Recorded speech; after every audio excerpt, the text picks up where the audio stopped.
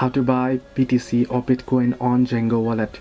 Hello everybody, welcome back to my channel. This is me, Vipin Bisnet, and today I'll guide you on how you can buy Bitcoin on Zengo wallet. Well, the process itself is actually pretty simple and pretty easy, so let me guide you through. In order to buy the BTC on Zengo wallet, simply go ahead and open up your wallet. Now you can first download the Zengo app and create a wallet.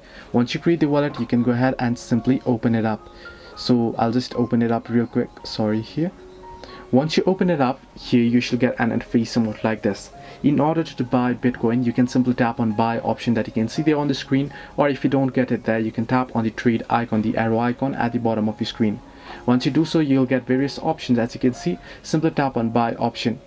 Once you tap on buy, you can go ahead and select Bitcoin. You can see there. If you don't find it there, you can simply tap on the search option at the top and go ahead and search for it.